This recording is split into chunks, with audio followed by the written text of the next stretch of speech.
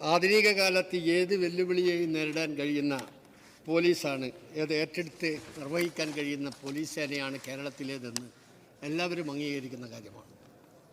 Police സേനയിലുണ്ടായിട്ടുള്ള ഏറ്റവും അടുത്ത കാലത്തുണ്ടായിട്ടുള്ള മുന്നേറ്റം, അവിടെ നടത്തിയിട്ടുള്ള പ്രവർത്തനങ്ങളെല്ലാം ഈ സന്ദർഭത്തിൽ നമുക്ക് വിലയിരുത്തേണ്ടതുണ്ട് എന്നാണ് ഞാൻ ആഗ്രഹിക്കുന്നത്. സർ, ഈ കുറ്റാന്വേഷണ മികവിൽ കേരളത്തിലെ പോലീസ് ഒന്നാമതാണ് എന്ന് ഈ രാജ്യത്ത് അംഗീകരിക്കപ്പെട്ടു കഴിഞ്ഞ കാര്യമാണ്.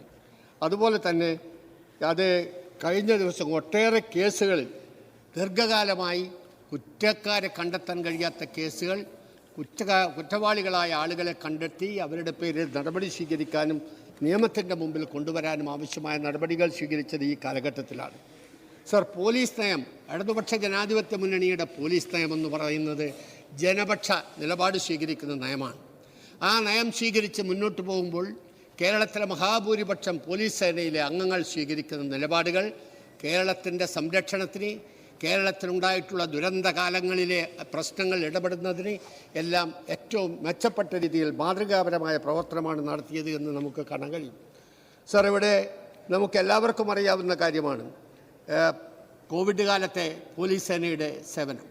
അതുപോലെ തന്നെ നമ്മുടെ പ്രളയകാലത്തെ 2018 പ്രളയകാലത്തുണ്ടായ പോലീസ് സേനയുടെ സമീപനം, ചൂരൽമല ഉൾപ്പെടെ സമീപകാലത്തുണ്ടായ ദുരന്തങ്ങളുടെ കാലഘട്ടത്തിൽ ജനകീയമായ ജനങ്ങളുടെ ഇടപെടലിനോടൊപ്പം പോലീസ് സേനയുടെ സംരക്ഷണ ചുമതലയോടുകൂടി നടത്തിയിട്ടുള്ള പ്രവർത്തനം, ഇതെല്ലാം നമുക്ക് അറിയാൻ കഴിയുന്ന കാര്യമാണ്. സാർ, ലഹരി മയക്കുമരുന്ന് മാഫിയകൾ നിയന്ത്രിക്കുന്നതിന് വേണ്ടി കേരള പോലീസ് നടത്തിക്കൊണ്ടിരിക്കുന്ന പ്രവർത്തനങ്ങൾ, ഈ സമീപകാലത്ത് അതിൻ്റെ പേര് കേരളത്തിൽ കുറ്റവാളികളായ ആളുകളെ കണ്ടെത്തി നിയമത്തിന് മുമ്പിൽ കൊണ്ടുവരുന്നതിന് വേണ്ടി സ്വീകരിച്ചിട്ടുള്ള ഒട്ടേറെ പ്രവർത്തനങ്ങൾ, ഇതെല്ലാം ലഹരിമുക്ത കേരളം എന്ന ലക്ഷ്യത്തിലേക്ക് മുന്നോട്ട് പോകുന്നതിന് വഴിവെച്ചിട്ടുണ്ട് എന്നുള്ളത് ഈ കാലഘട്ടത്തിൽ നമുക്ക് കാണാൻ കഴിയുന്ന കാര്യമാണ്. സർ, അതുപോലെ കേരളത്തിൽ കഴിഞ്ഞ 2016 തുടർന്നുള്ള വർഷങ്ങളിൽ വർഗീയ സംഘർഷങ്ങൾ ഒന്നുപോലും ഉണ്ടായിട്ടില്ല എന്നത് ആർക്കും നിഷേധിക്കാൻ കഴിയാത്ത കാര്യമാണ്. ഇവിടെ ഒരു വർഗീയ സംഘർഷത്തിനുള്ള ഒരു ശ്രമവും നടത്താൻ സംഘടിതമായി പോലീസ് സേന ആ കാര്യത്തിൽ ഇടപെട്ടുകൊണ്ടിരിക്കുന്നു എന്നതാണ് നമ്മുടെ മുമ്പിലുള്ള അനുഭവം. അതുകൊണ്ട് തന്നെ ഞാൻ ഈ കാര്യം പറയുന്നത് കഴിഞ്ഞ 2012-13 കാലത്ത് അന്ന് കാഞ്ഞങ്ങാട് മേഖലയുണ്ടായ വർഗീയ സംഘർഷം, അതാണ് സമീപകാലത്ത് 10-15 വർഷങ്ങൾക്കിടയിൽ ഉണ്ടായിട്ടുള്ളൊരു സംഭവമായി നമുക്ക് ചൂണ്ടിക്കാണിക്കാൻ കഴിയുന്നത്. അത് അടിച്ചമർത്തുന്നതിന് വേണ്ടിയുള്ള നിലപാടെന്ന് സ്വീകരിക്കുമ്പോൾ ഇടതുപക്ഷ ജനാധിപത്യ മുന്നണി പ്രസ്ഥാനം അതിൻ്റെ മുമ്പിലുണ്ടായിരുന്നു. ആ വർഗീയ സംഘർഷത്തെ നിയന്ത്രിക്കണമെന്ന പേരിൽ അതിനിടപെടേണ്ടി വന്നിട്ടുള്ള സാഹചര്യമാണുള്ളത്. എന്നാൽ ഈ കാലഘട്ടത്തിൽ നമുക്ക് കാണാൻ കഴിയുന്നത് പോലീസ് സേനയിൽ പുതിയ തലമുറയെ വളരെ ബോധപൂർവം ഒരു ഉത്തരവാദിത്വമുള്ള പൗരബോധത്തോടു കൂടിയുള്ള ഒരു വിഭാഗത്തെ വളർത്തിയെടുക്കാൻ SPC ഉൾപ്പെടെയുള്ള പ്രവർത്തനങ്ങൾ നടത്തുന്ന മാതൃകാപരമായ കാര്യങ്ങൾ എല്ലാവർക്കും അറിയാവുന്നതാണ്. കേരളത്തിലെ SPC അതിലൂടെ വളർന്നു വന്നിട്ടുള്ള പുതിയ ചെറുപ്പക്കാരും അവരുടെ പുതിയ ബോധവും അതിൻ്റെ അടിസ്ഥാനത്തിൽ നടക്കുന്ന പ്രവർത്തനങ്ങളും ഉൾപ്പെടെയുള്ളത് ജനമൈത്രി പോലീസിൻ്റെ പ്രവർത്തനങ്ങൾ, ഇതൊന്നും ആർക്കും നിഷേധിക്കാൻ കഴിയാത്ത കാര്യമാണ്. ഈ കാര്യങ്ങളെല്ലാം ഉള്ളപ്പോൾ അങ്ങിങ്ങായി കാണുന്ന ഏറ്റവും ചെറിയ പുഴുക്കുത്തുകൾ തീർച്ചയായും പോലീസ് സേനക്കകത്തുണ്ട് എന്ന് നമുക്ക് കാണാൻ കഴിയും. അത്തരം പുഴുക്കുത്തുകൾക്കെതിരെ ശക്തമായ നടപടി സ്വീകരിക്കുന്നതിനാണ് ഇടതുപക്ഷ ജനാധിപത്യ മുന്നണിയുടെ ഗവൺമെൻറ് ഇപ്പോൾ പ്രവർത്തിച്ചുകൊണ്ടിരിക്കുന്നത്. ആ നടപടികൾ ഓരോന്നും ഇവിടെ എണ്ണി പറയാൻ നമുക്ക് കഴിയും. എത്ര ആളുകളെയാണ് സർ പോലീസ് സേനയിൽ നിന്നിപ്പോൾ പിരിച്ചുവിട്ട് കഴിഞ്ഞിരിക്കുന്നത്? ഏത് കാലത്താണ് ഇത്ര ആളുകളെ പോലീസ് സേനയിൽ നിന്ന് അക്രമത്തിൻ്റെ പേരിൽ, ധിക്കാരത്തിൻ്റെ പേരിൽ, അവർ കാണിച്ച കൊള്ളരുതായ്മയുടെ പേരിൽ എപ്പോഴാണ് ഇതിനു മുമ്പ് പിരിച്ചുവിട്ടിട്ടുള്ളത്? അന്നെല്ലാം അവർ സംരക്ഷണം നൽകിയതിൻ്റെ എത്ര തെളിവുകളാണ് സർ നമ്മുടെ മുമ്പിലുള്ളത്? ഓരോ കാലഘട്ടത്തെയും പ്രവർത്തനങ്ങൾ എടുത്ത് പരിശോധിച്ചാൽ, ഇപ്പോൾ സാധാരണഗതിയിൽ ഇത്തരം ചർച്ചയുടെ വേദിയിൽ പ്രത്യേകിച്ച് ഭരണ പ്രതിപക്ഷ കക്ഷികൾ നടത്തുന്ന സംസാരങ്ങളുടെ ഇടയിൽ കഴിഞ്ഞ കാലത്തേത് എടുത്തു പറയാനുള്ള അവസരമുണ്ടാക്കുന്നു എന്നതാണ് ഇതിൽ ഈ ചൂണ്ടിക്കാണിക്കാനുള്ളത്. സർ, മുത്തങ്ങ സമരം ഇവിടെ എല്ലാവർക്കും അറിയാവുന്ന കാര്യമാണ്. ഇവിടെ സൂചിപ്പിച്ചു യോഗിക്ക് നേരെ യോഗിയെ വെടിവെച്ച് യോഗി മരിച്ചതിൻ്റെ കാര്യങ്ങൾ, അതിനെ തുടർന്നുണ്ടായിട്ടുള്ള സംഭവങ്ങൾ, അവിടെ ക്രൂരമായി നടന്ന അന്നത്തെ അക്രമങ്ങൾ ആർക്കെങ്കിലും നിഷേധിക്കാൻ കഴിയുമോ സർ? അതുപോലെ തന്നെ അങ്ങനെ കൊല ചെയ്യപ്പെട്ട യോഗിയുടെ സഹോദരിക്ക് ജോലി കൊടുക്കാൻ ഇടതുപക്ഷ ജനാധിപത്യ മുന്നണിയുടെ ഗവൺമെൻറ് വേണ്ടി വന്നു എന്നത് അറിയാവുന്ന കാര്യമല്ലേ സാർ?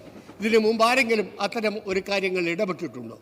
ഗവൺമെൻറ്റിന് എങ്ങനെയാണ് ഇത്തരം വിഷയങ്ങളിൽ ഏറ്റവുമേറെ സഹതാപമർഹിക്കുന്ന പ്രശ്നങ്ങളെ നടപടി സ്വീകരിക്കേണ്ടത് എന്ന് മാതൃകാപരമായി തെളിയിക്കുന്ന നടപടിയാണ് ഇടതുപക്ഷ ജനാധിപത്യ മുന്നണി ഗവൺമെൻറ്റിൻ്റെ ഭാഗത്തുനിന്നുണ്ടായിട്ടുള്ളത് എന്ന് കാണാൻ കഴിയും.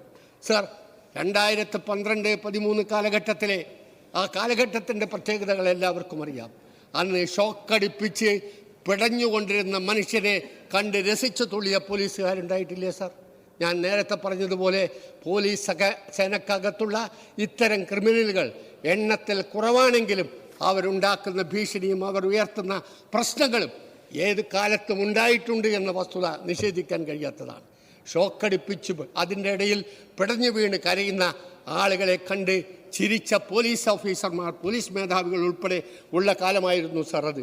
ജനനേന്ദ്രിയങ്ങൾ തകർത്ത കാലമാണ് 2013 ഉണ്ടായത് എന്ന് അന്നത്തെ സംഭവങ്ങൾ തെളിയിക്കുന്ന കാര്യമാണ് സർ.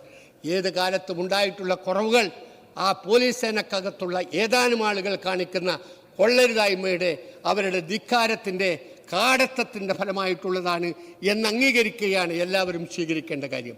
അത് ആ കാലത്തുണ്ടായിട്ടുണ്ടെങ്കിൽ ഈ കാലത്തുണ്ടാവുന്ന കാര്യങ്ങളിൽ പോലീസ് ഗവൺമെൻറ് നടപടി സ്വീകരിക്കുന്നു, അത്തരം ആളുകളെ പിരിച്ചുവിടുന്നു.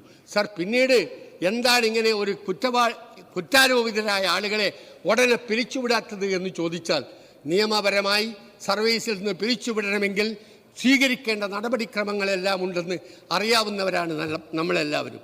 അതിൻ്റെ ഓരോ നടപടിക്രമങ്ങളും അന്വേഷണങ്ങളും അവർക്ക് അതിന് മറുപടി പറയാനുള്ള കാര്യങ്ങൾ ഉൾപ്പെടെ എല്ലാം സ്വീകരിച്ചതിന് ശേഷം മാത്രം സ്വീകരിക്കേണ്ട നടപടികളെക്കുറിച്ച് ഇപ്പോൾ പറയുന്നതിന് കാര്യമില്ല. സാർ, നബിദിനാഘോഷ ഘോഷയാത്രയിൽ ആലപ്പുഴയിൽ ഉണ്ടായ വെടിവെപ്പ് മറക്കാൻ കഴിയുമോ സാർ? അതിന് എന്തെങ്കിലും ന്യായീകരണമുണ്ടോ സാർ? ഏതെങ്കിലും തരത്തിൽ 1982 ശ്രീമാൻ കരുണാകരൻ മുഖ്യമന്ത്രിയായിരുന്നപ്പോഴും വയലാർ രവി ആഭ്യന്തരമന്ത്രിയായിരുന്നപ്പോഴും അല്ലേ സാർ ഈ കാര്യം നടന്നത്? ആ ഗവൺമെൻറ്റിൻ്റെ ഉത്തരവാദിത്വം എന്തായിരുന്നു എന്നുള്ളത് തീർച്ചയായും അന്ന് ചോദ്യം ചെയ്യും എന്നുള്ളത് തീർച്ചയാണ്. പക്ഷേ അത് നമ്മൾ ആലോചിക്കേണ്ടത്, ഏത് ഗവൺമെൻറ്റിൻ്റെ കാലത്തും വഴിവിട്ട രീതിയിൽ പ്രവർത്തിച്ച പോലീസുകാരുണ്ടെങ്കിൽ, പോലീസ് ഉദ്യോഗസ്ഥന്മാരുണ്ടെങ്കിൽ, പ്രഖ്യാപിത പോലീസ് നയത്തിന് വിരുദ്ധമായി പ്രവർത്തിച്ചാൽ അവരുടെ പേരിൽ നടപടി സ്വീകരിക്കുക തന്നെ ചെയ്യും. LDFൻ്റെ പ്രഖ്യാപിതമായ പോലീസ് നയത്തിൽ നിന്ന് വ്യതിചലിക്കുന്നവരുണ്ട് എന്ന അപൂർവം കാണുമ്പോൾ അവരുടെ പേരിൽ നടപടി സ്വീകരിക്കുന്നുണ്ട്. തുടർന്ന് അത്തരം പോത്തങ്ങൾ ഉണ്ടായാൽ മുഖം നോക്കാതെയുള്ള നടപടിയായിരിക്കും കേരളത്തിലെ ഗവൺമെൻറ് സ്വീകരിക്കുന്നത് എന്ന് ഈ സന്ദർഭത്തെ ചൂണ്ടിക്കാണിക്കാൻ ഞാൻ ആഗ്രഹിക്കുകയാണ്. സർ, തങ്കമണി പഴയതാർക്കെങ്കിലും മറന്നുപോയോ? തങ്കമണി സംഭവത്തെ തുടർന്നുണ്ടായിട്ടുള്ള കാര്യങ്ങൾ, സംസ്ഥാന യുവജനോത്സവത്തിൻ്റെ വേദിയിലേക്ക് കടന്നു കയറി ലൈറ്റ് ഓഫ് ചെയ്തില്ല എന്ന കാര്യം പറഞ്ഞ് അന്ന് നടത്തിയിട്ടുള്ള പരാക്രമങ്ങൾ, പോലീസുകാർ നടത്തിയിട്ടുള്ള പരാക്രമം എത്രയാണ് സർ? കീഴ്മാട് അന്ധവിദ്യാലയത്തിൽ കയറി കണ്ണ് കാണാൻ കഴിയാത്ത കുട്ടികളോട് കാണിച്ചിട്ടുള്ള പരാക്രമങ്ങൾ എത്രയാണ് സർ? അതിനെല്ലാം ആരായിരുന്നു, ഏത് കാലത്താണ് അത് ചെയ്തത് എന്ന് നമുക്ക് പരിശോധിക്കേണ്ടതായി വരില്ലേ സാർ? തീർച്ചയായും അത്തരം സന്ദർഭങ്ങളിൽ അതിന് ഉത്തരവാദികളായ ആളുകളെ, അത്തരം ഉദ്യോഗസ്ഥന്മാരെ സംരക്ഷിക്കുന്ന നിലപാടാണ് UDF സ്വീകരിച്ചതെങ്കിൽ ഇടതുപക്ഷ ജനാധിപത്യ മുന്നണി അത്തരം ഉദ്യോഗസ്ഥന്മാരുടെ പേരിൽ നടപടി സ്വീകരിക്കാനും ആവശ്യമായി വന്നാൽ തെളിവുകളുടെ അടിസ്ഥാനത്തിൽ പിരിച്ചുവിടുന്ന ഉൾപ്പെടെയുള്ള നടപടികൾ സ്വീകരിക്കാനും മടി കാണിച്ചിട്ടില്ല എന്നതാണ് ഇവിടെ നമുക്ക് കാണാൻ കഴിയുന്നത് സാർ. അതുകൊണ്ട് ആ പഴയ കാര്യങ്ങളൊക്കെ പറഞ്ഞാൽ ഒരുപാട് പറയേണ്ടി വരും. ലോകത്തെവിടെയായാലും ഏത് സമയത്തും 24 വാർത്തകളും ഓഗ്മെന്റഡ് റിയാലിറ്റി പാക്കേജുകളും എക്സ്പ്ലെയിനറുകളും വിശദമായി കാണാൻ ഞങ്ങളുടെ YouTube ചാനൽ നിങ്ങൾക്ക് സബ്സ്ക്രൈബ് ചെയ്യാം.